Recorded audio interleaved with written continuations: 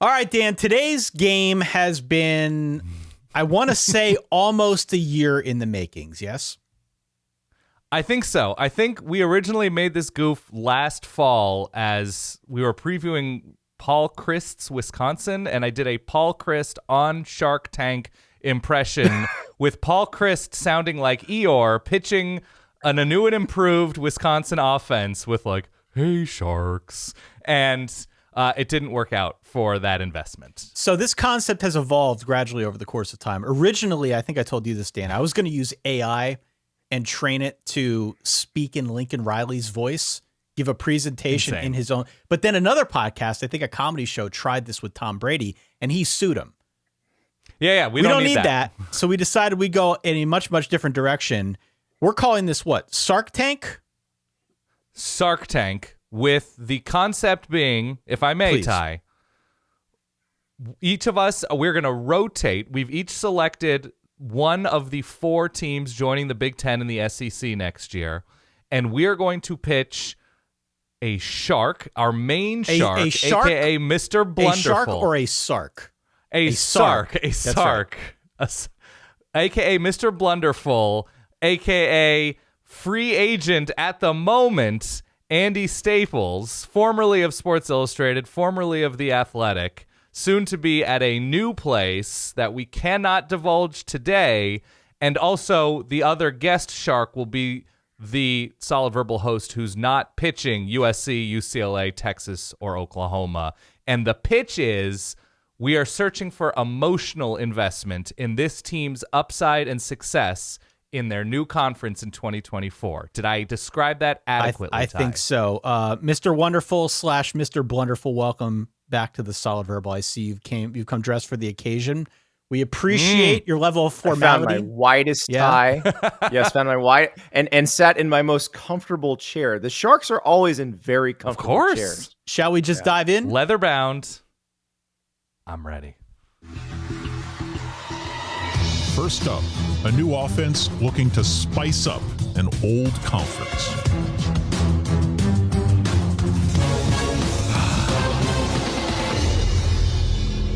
Hey, Sarks. My name is Gene Block, and I've been the chancellor at UCLA since 2007. Today, I'm seeking your emotional investment in our Bruins football team becoming a contender in its new conference within 5 years. Sarks, college football has truly entered uncharted waters, but exciting waters. The sport is bigger now than ever before, and conferences have finally realized that geography is just an artificial construct, especially in a world with jet planes. Last summer, we joined the Big Ten, a conference based in Chicago that desperately needed to break into our exciting LA TV market. It's a win-win for everyone involved. Maybe not everyone. To our new conference foes, we say be careful what you wish for.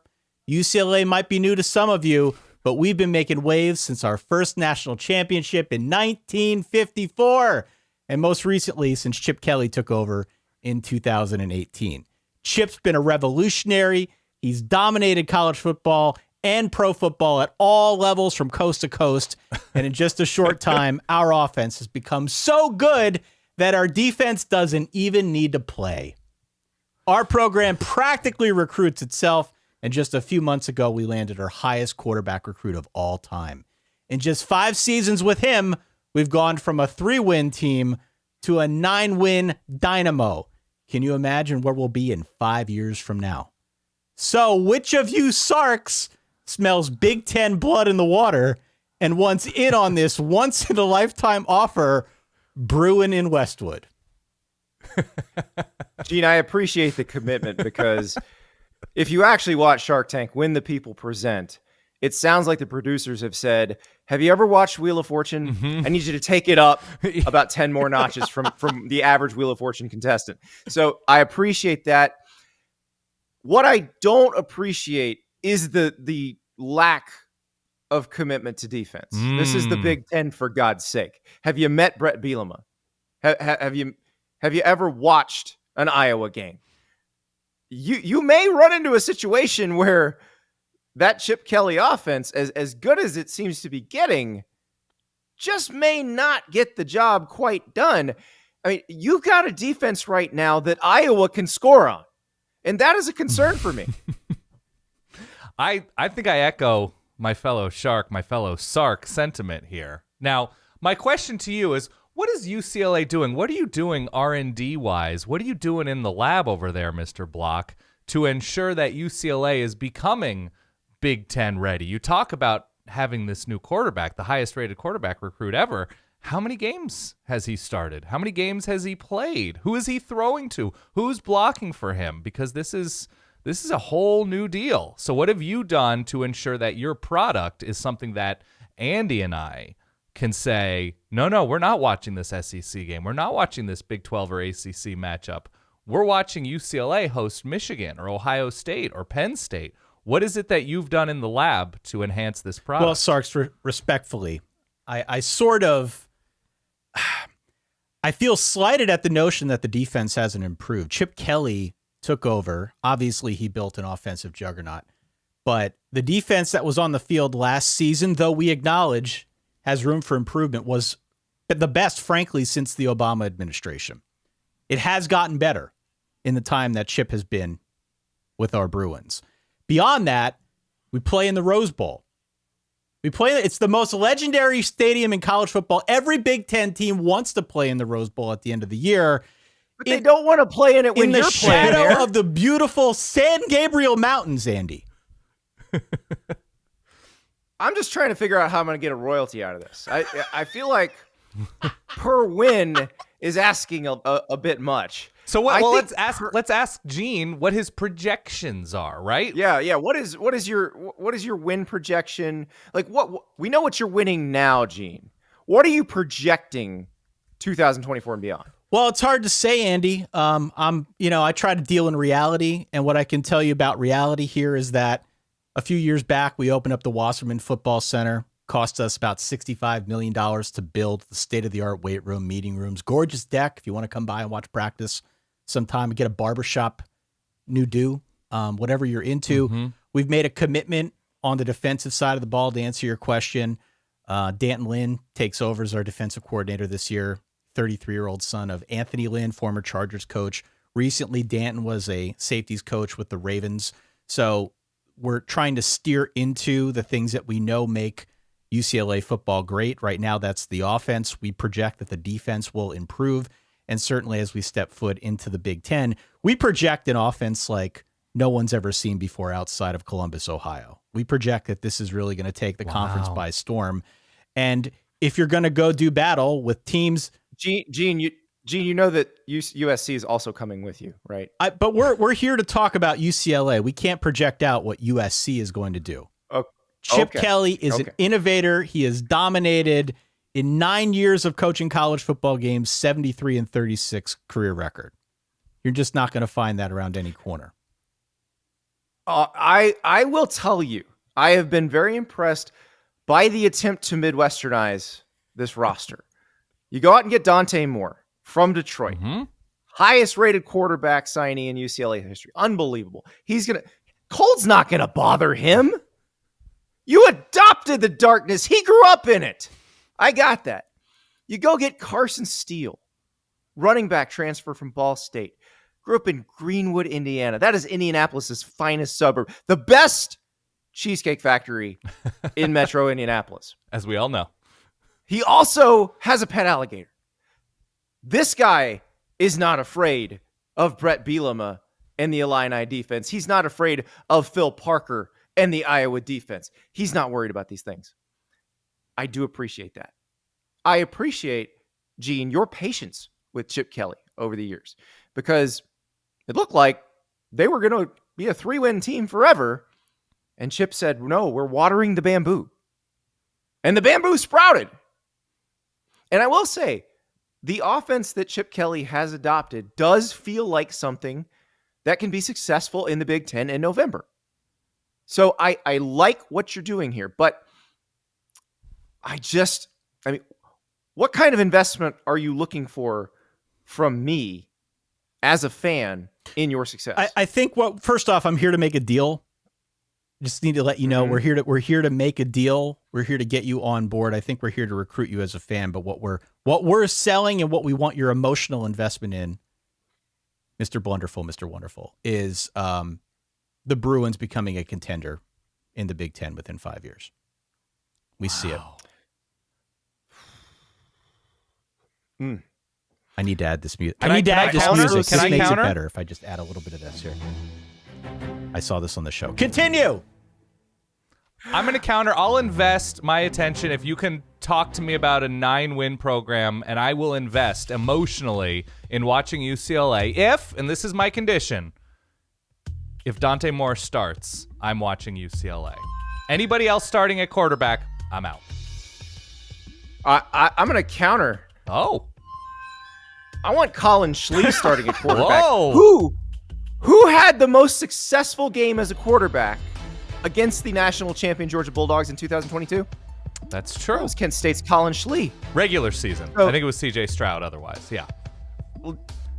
Regular season, of course. Yeah. Who would remember CJ Stroud against Georgia in the Peach Bowl? Who watched that game? Really? We all watched the Kent State game. Kent State. Yeah. So I want Colin Schlee watering more bamboo Wow. for UCLA this year to prepare them for the Big Ten. And Dante Moore gets his reps, comes in some blowouts, and he's ready to roll. Year 2 for him, year 1 in the Big Ten. But I am Mr. Wonderful. I do need a royalty here. I'm going to need a quarter for every time UCLA makes us smile in 2024. Makes you smile. Okay. Yeah. How many times do you think you're going to make me smile? How many quarters do you think you're going to have to pay?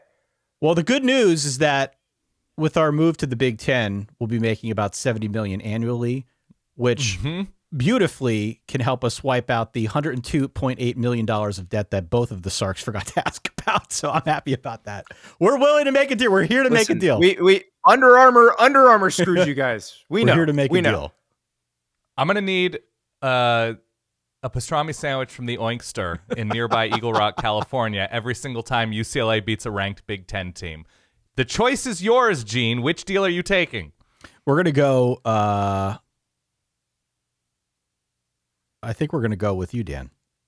Oh, good. Wise decision. Wise I don't like the royalty. Sorry, Dante Moore. You're going to have some trouble this year in a loaded Pac-12. Just throw the kid to the wolves. Colin Schlee could have been your sacrificial lamb. All right, Dan, here we go. Great deal. Okay. Next up, LA Cool looking to heat up the Midwestern cold.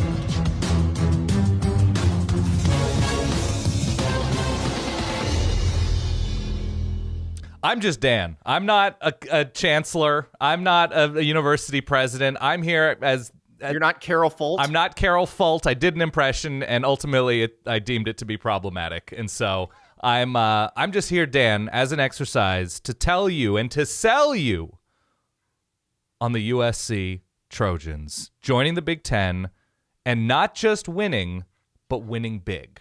And not looking backwards and saying, we're going to harken back to the Pete Carroll era. It's a new era. And that new era involves speed. It involves slowly and thoughtfully building up this program on defense especially to hang not just with teams on the offensive side of the ball when we have the ball, but to ultimately evolve into a true Big Ten and ultimately college football playoff contender. Because if there's one thing the Big Ten desperately needs, it's quarterbacks. It's NFL caliber. It's Heisman caliber quarterbacks. And if you look through the years, especially the years in which Big Ten recruits have been alive, since Troy Smith, there haven't been a lot of Midwestern-born blue-chip quarterbacks heading to New York. And if we know anything about Lincoln Riley, it's he basically does nothing but develop high ceiling quarterbacks, bringing something new, something fresh, something, I'll say it, kind of foreign to the Big Ten, and they won't know how to handle it. USC, recruiting classes, speed, geography, and let me tell you something. Everybody's complaining about, oh, well, USC and UCLA have to travel here, and they got to go thousands of miles here, and, all these plane hours there. Guess what? They all need to go to LA. They all have to figure out sleep. They all need to figure out their Mel Tucker sleep bank, who didn't figure it out that well last year in Seattle. And it's going to throw things off going the other way as well in the mighty Coliseum. So I am asking you, Sarks, today to emotionally invest in USC, nonstop quarterback play, nonstop speed, nonstop transfers, and with the money to pay assistant coaches and upgrade facilities like we've been doing, upgrade the scoreboard. Not the physical one, the one that reads Trojans W, opponents L. Dan, how many tackles did you make in your last 2 games last season? That would be Utah in the Pac-12 championship and Tulane in the Cotton Bowl. How many tackles did you miss? Is a better question. We're a forward-looking program right now, Andy, and we are looking forward to building out this defense by adding guys like Bear Alexander and Mason Cobb. We keep adding great defensive backs. And a lot of people say, look, you can't recruit defense on the West Coast. We're not a West Coast program. We are a national program. We're going into Georgia. We're going into Texas. We're going into Louisiana. We're going into the Northeast. We are finding talent, defensive talent, where it is. And if you're going to look at year one, if year one we're winning double-digit games, imagine what we're doing in year 4 as a national program. So you mentioned the spiel about Midwestern-born quarterbacks. Are we making Orange County part of the Midwest now? No, and that's the big advantage is USC. We have the luxury of existing where great quarterbacks already are. And Lincoln Riley's reputation precedes him. We've got a quarterback born in the DMV in the Washington, D.C. area. He comes out eventually to the West Coast. And look, Los Alamitos and Malachi Nelson, we're stacking warm weather quarterbacks because if there's one thing that I trust about a warm weather school, it's that when you wake up in the morning, you see sunshine. There's a reason why you don't find quarterbacks in the Midwest. All due respect to Pennsylvania. What is it, the Keystone State tie? That's right. Mm-hmm. You wake up and you want to go outside and get better. Gray skies, 41 degrees. I got to be honest. USC. I hate to knock you. This presentation has shown a real lack of professionalism, if I'm being honest. What are you presenting to us? This whole thing sounds a little bit like Peter Griffin and What Grinds His Gears. What are you presenting to us? What will USC do in 2024 and 2025 that suddenly will be different from what it's done every other year when there was hype? And on top of it, you're in the news right now. We have real questions on this panel about investing any kind of serious emotional energy and investment into a program that's got some real strife among management. I need to see some tackle projections. Sure. I need to see tackling projections for the next 5 years. They need to be realistic and accurate. Tell me that. Tell me you're going to begin to sign top 100 defensive linemen out of high school. Tell me that is something you plan to do in the future, because while I am very impressed with the way you have recruited defensive linemen out of the portal this year, Bear Alexander was mentioned, Anthony Lucas coming over from Texas A&M. These are people who have all of the physical traits that you would want. But if you look at the teams that win national titles, and that is what USC aspires to do. I realize we're talking about competing in the Big Ten, but if you can compete for the top of the Big Ten, you're competing for national titles as well. What can you tell me about what your defensive line will look like in 2025, 2026? Will it look like Georgia's? Will it look like Ohio State's? Will it look like some of the guys Penn State has right now? Will it look like some of the guys Michigan has right now? Because if you can't give me that, I cannot give you my emotional investment. Well, just call us the varsity because we're deep in the Peach State right now. We are recruiting Georgia. You can see the commitments to the 2024 class. We're in the Lone Star State. We're in Louisiana. Linebackers, edge rushers, defensive linemen. We are national recruiting defensive linemen right now. We're projecting industry average. Right now, we're projecting a jump to industry average in terms of tackling ability in year 2. Year 1, it's learning the scheme. It's generating turnovers, right? If you're not going to be able to tackle, get that ball. And who did it better than USC? So you add in that element to an upgraded defensive roster with Anthony Lucas, Bear Alexander, Mason Cobb, more of the defensive back commitments that USC has right now. Again, year one, that's just a beta phase we're talking about right now. We're looking forward, and we're seeing the defense building up. This is not an overnight thing. We're not looking to be flash in the pan here at USC. Thoughtful construction behind the scenes. And look, you look at the offense. What did Lincoln Riley's offense do against Kirby Smart's defense in the Rose Bowl? Not too shabby, if I remember correctly, in a playoff matchup. So you take that ability. Didn't Lincoln Riley's offense average 2.7 yards a carry against Utah in a game where once Caleb Williams was hurt, they couldn't move the ball? This is the other concern for me. Sure. They've got a Houdini magician at quarterback right now. That guy's not going to the Big Ten with them. No, he's not. So I realize Lincoln Riley doesn't miss in quarterback recruiting, or at least has somebody ready to go. Malachi Nelson may be that next somebody. But I also want to see a very productive, consistent run game. Sure. These are things that, because what happens if the quarterback does get dinged up? We saw that, Caleb Williams should not be required to carry a team to a national championship. We're projecting Miller Moss to be the backup quarterback for another 7 to 8 seasons at USC. So there's always... I hear his NIL deals are incredible. He would never leave. He will never, ever leave. And we're also talking about a run game that featured Oregon's backup running back and Stanford's backup running back. This is early going for USC that you're referencing. You look at the 5-star talent coming in at running back these next couple of seasons. What is Michael Jordan's line? The ceiling is the roof. Talk to me about, and that's how we feel about your USC. background. Is this your full-time job? How did you get on this stage? Well, you know me, Sark. I am all USC all the time.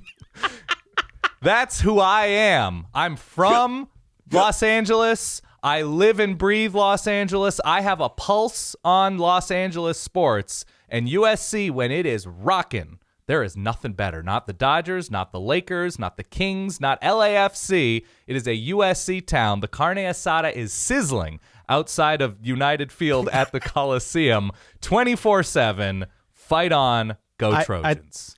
I am ready to make you an offer. Dan. All right. I'm ready to make you an offer. I will emotionally invest in your program if you can promise me an average of one top 100 defensive lineman out of high school per year from 2024 to 2028. Is there a counter from another Sark? I want to invest in you. I want to get behind the project. I feel like you're authentic. You obviously love Southern California. Andy, would you be willing to go in with me on an offer? We can split it both ways. Okay, what are we offering here? What are the terms? Well, your offer was... I like the upside of this product. I really like the upside. I just need a few things nailed down. I mean, I think a royalty model feels like it makes sense here. I would like some percentage every time USC gets to a Big Ten championship game. And it has to be a good percentage because it has to be worth my time. But if we're talking about USC as a contender, make it worth my emotional energy. I'll give you a fully catered meal from Sonora Town every single time USC makes the Big Ten championship game. Meat of your choice. I'm in. In. There we go. Sarks, it's been a wonderful time doing a deal with you. Let's go make some cabeza and carne asada together. Next up, the pioneering spirit of the Old West tackles new opponents.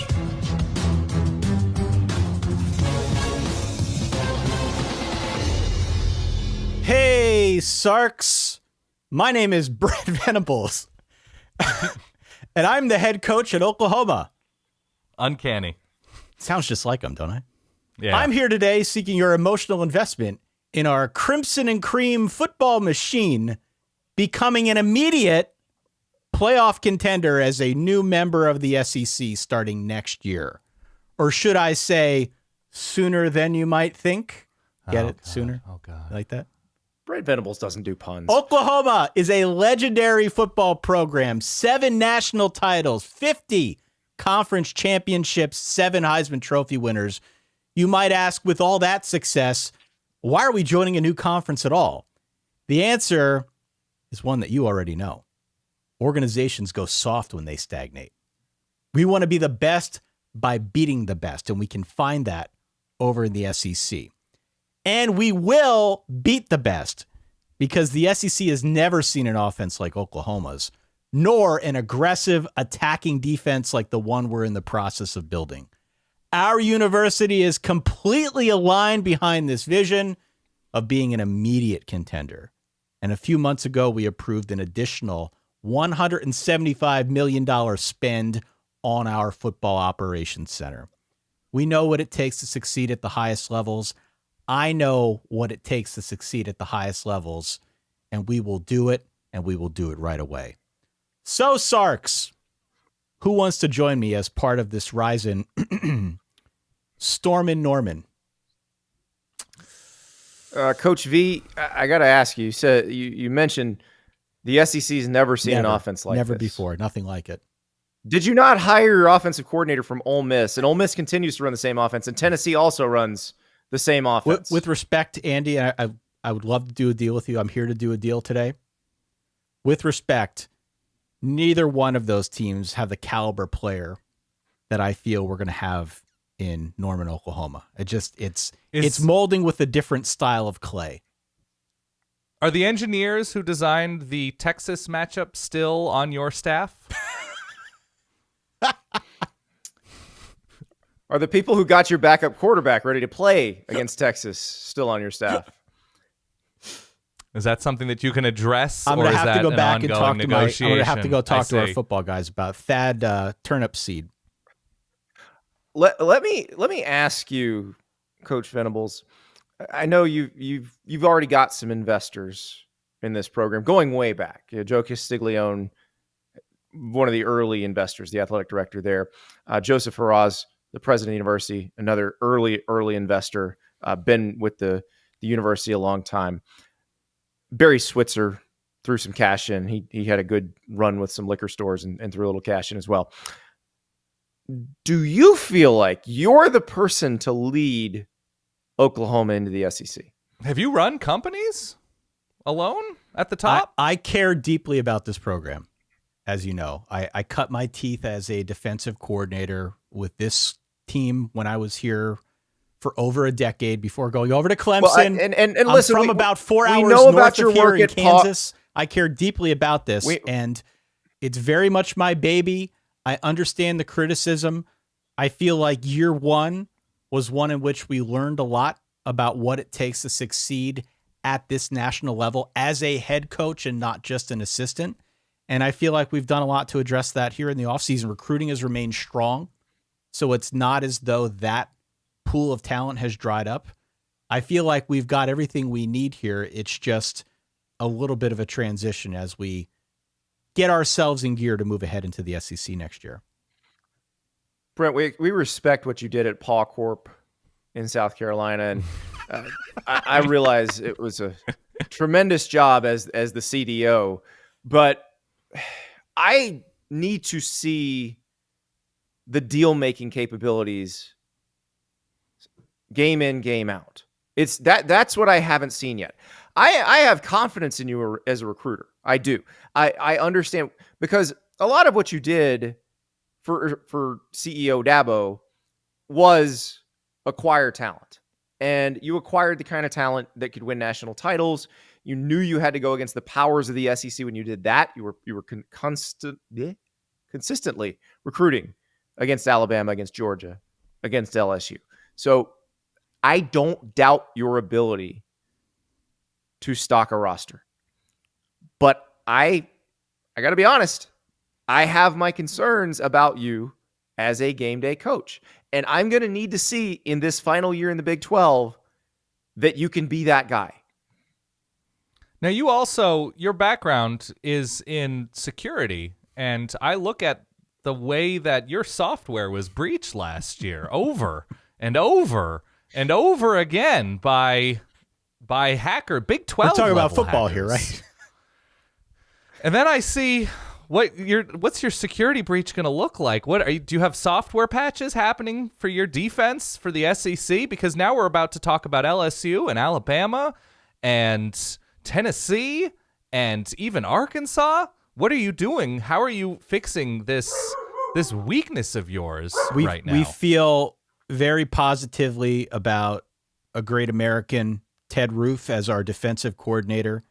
Last season was a lot of trying to figure out how to get our management philosophies in line, but I'm sorry, are we talking about Ted Roof of the noted Chinese malware defenses of years gone by? We've had a full off season to negotiate and figure out where we go next. This is a program that is also prepared to invest. This athletic department did about $177 million in total revenue last year, $44 million of which came from football. That number will go up. We're going to see about a 10% boost in revenue by joining the SEC. Some of that money, a lot of that money, will go back into the program, as I said at the very top, with some of our commitment to facilities and whatnot. I think part of having that commitment on the administrative level puts me in a position to feel very secure about the decisions that I need to make.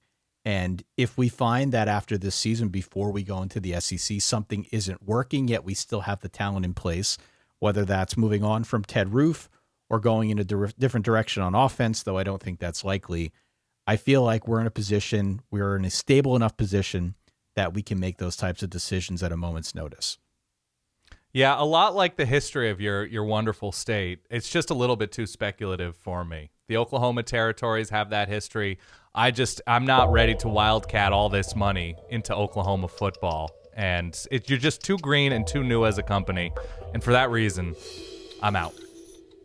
I like some of the moves you've made, Brent. You got a really bright young sales guy named Jackson Arnold that you recently hired that everybody says is going to be the next superstar. And here's my thing. I've always invested in companies that have a strong foundation. I am willing to invest emotionally in Oklahoma as an SEC contender, as long as you are willing to give me this.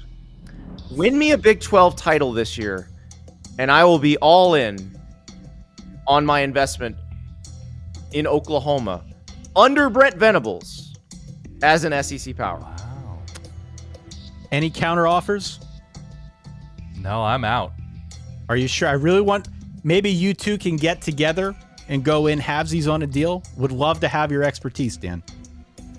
I'll take an Oklahoma onion burger royalty every single time. Always food with you. The Sooners are able to force a 3 and out this year. I will take 2 meals at Tarahumara for every win in the 2023 season. I know I don't have to pay for queso, and neither do you, because it's free there. Okay, it's a joint deal between Oklahoma Onion Burgers and Tarahumara. I think I'll take it. You'll take it. All right. You're getting off pretty cheap. Yeah. Way cheaper than whatever Jackson Arnold's NIL is going to look like in 2 years. Exactly. I had the full history All right. of Oklahoma here and where the name Sooner came from. I was going to give you guys a history lesson if you wanted to ask about. Oh, I know it. I read Boomtown. About the uniqueness of the Oklahoma program and how it's the only show in town within a 350-mile radius or something. But thank you. You're not educating anyone in the SEC on that. No. That describes most of the SEC. Mm-hmm. So, Mm-hmm. All right, final one. Next up, America's off-season champ, taking its 40-acre charm mainstream. That's right, Sarks. That's right. We are talking about the Texas Longhorns. We are talking about gamers. We are talking about, and not the gamers sitting at home, we're talking about gamers that when the stage and the lights are the brightest, the Longhorns come to play, whether it's against USC in the early to mid 2000s, whether it's against Georgia in the Sugar Bowl, whether it's against Alabama last year, the class of their new conference. When the lights are bright, Texas shows up, and they're doing so stacking top 5 classes, a head coach who has, we're not talking about a green head coach like somebody like Brent Venables. We're talking about somebody who's been at major places, both as a coordinator. He's been at dynastic places at Alabama and USC. He hired a defensive coordinator. As the most handsome podcaster in college football has noted, it's all about quarterback and defense.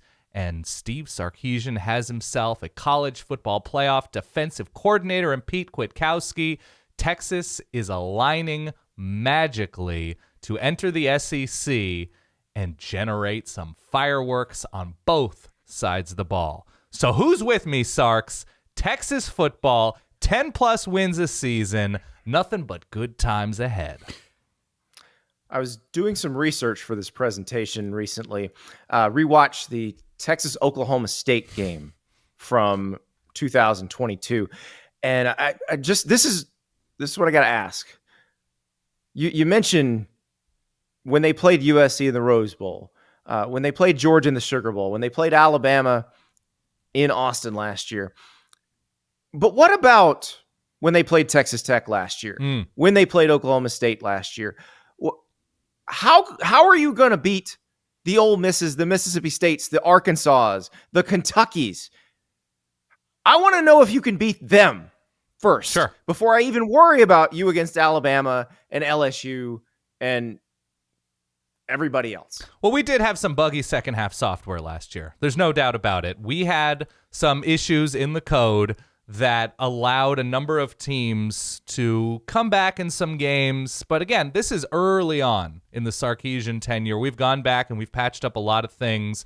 We've improved receiving play. Can I ask another question about the Sarkisian? Because you mentioned, unlike Green Brent Venables, you have a long time track record with your head coach.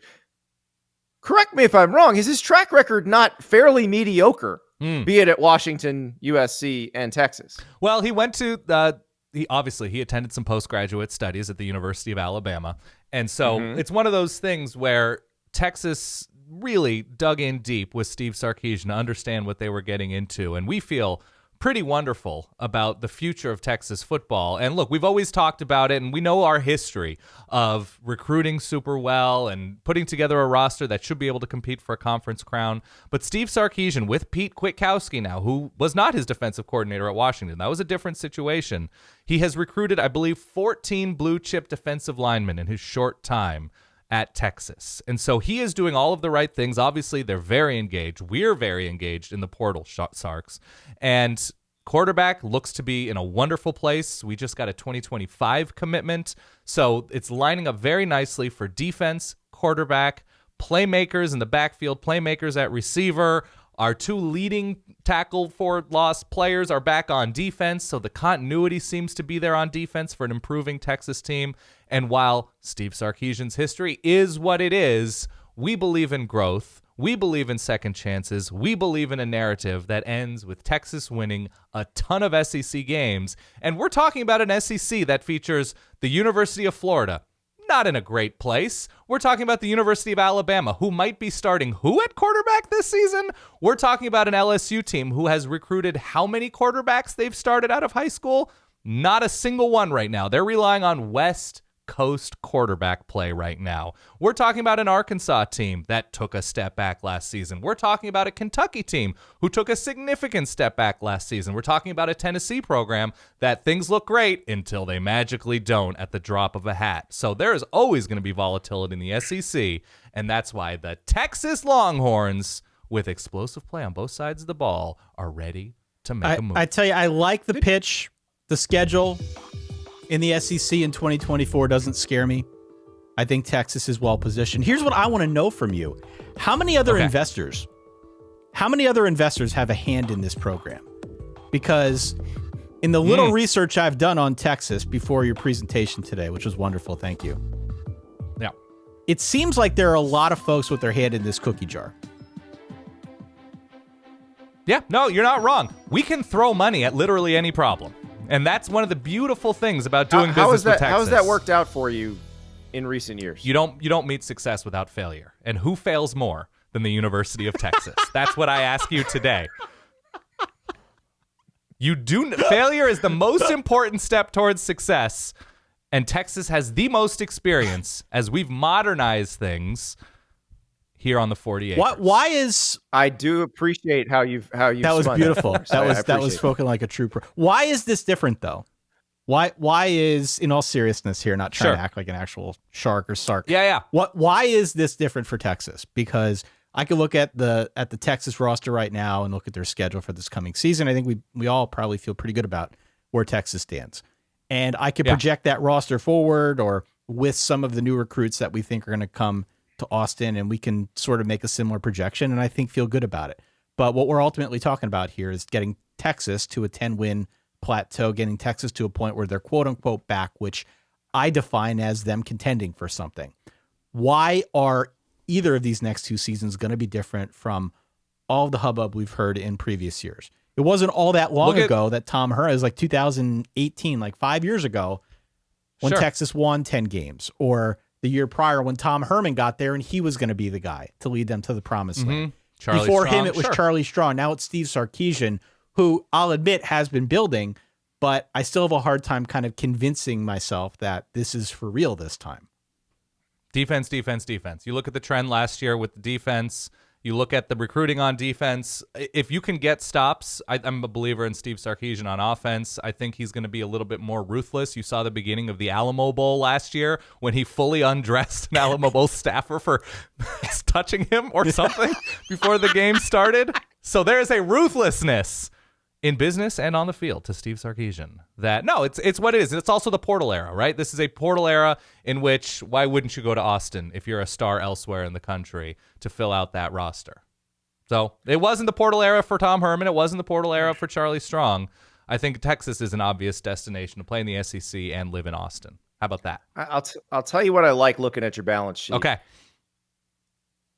Good young offensive lineman. Maybe Kelvin the best. Banks, obviously the star of the bunch. But if you can get some of that 2022 class beyond him, if any of them develop, I think you've got a really good foundation going into the SEC. I think you're feeling pretty good about that in year one in the SEC. Kelvin's still going to be there as a junior in year one in the SEC. So that part I love. What I don't love is how you tend to fall apart in second halves. And I don't know how it feels almost baked into the culture of the program at this point, and I don't know how you eradicate that. Bright lights, big city. We didn't fall apart against Georgia in that Sugar but Bowl. Pressure over the long haul exposes your weaknesses. It doesn't make them any better. Yeah, that's the problem. You didn't fall apart against Georgia in that Sugar Bowl, but was Georgia playing for the national title? They were not. But again, no. You're a program that cares about national titles, not Sugar Bowls. So when do you become a program that cares about national titles? The freshest legs on the freshest trenches. Texas football. Look at the depth they're building on both sides of the ball. I feel like this is a lot of flash and glitz. Sure. Without a lot of substance. I feel like that's what you're presenting to us. Who's the offensive line coach? Kyle Flood? Kyle Flood. Let me tell you about somebody who has seen nearly no flash during his time at Rutgers. All grit from the Jersey Turnpike and Kyle Flood. I like the presentation. The schedule doesn't scare me. I'm excited about Texas. There are too many hands in the cookie jar, and that scares me. For those reasons, I'm out. I like some of the pieces, but I can't get behind the whole because they can never seem to put the whole together. And this is the difference why I was eager to invest in Oklahoma. Oklahoma maybe isn't as glitzy sometimes, but almost always puts a good product on the field. Last year, maybe not as much, but almost always does. Texas, it seems like you need a Mac Brown or a Darryl Royal to make that happen. I don't know that Steve Sarkisian is that guy. Well, look, investing is all about buying low emotionally. And who's lower right now than the Texas Longhorns? The return promises great things. So I don't think I'm worried at all about you two passing because we have Arch Manning to do all the passing for us. Malik Murphy. Malik Murphy from the West Coast. Sunshine. You're not the USC guy anymore. Sorry. I got all the personalities. All right. So we're both out on Texas, yeah? We're out. Yeah. We're out. Nice We're out. presentation, though. Best of luck to you. Oh, I don't need it. They never say that. They never say I don't need it. I know. Okay. Mr. Blunderful, thank you very much for all of your time and your emotional investment, or lack thereof. I don't think we could have done this without you. No, right, thank Ty? you for dressing up on a Wednesday You afternoon. certainly couldn't have, and that's why I want the royalty of Daryl K. one. Royalty. I want one. That's right, Daryl K. Royalty Memorial Stadium. I want 1/5 of the cost of each listen. Oh my god! So what your listeners pay to listen to this show, I want 1/5 of that for every listener. Oh my god! All right, I think we can arrange that. Yeah, Thank you. I think we owe you like half a pair of Bombas socks. I think that's what it's going to come down to. And we can swing that. Andy Staples, thank you so much for your time. My pleasure.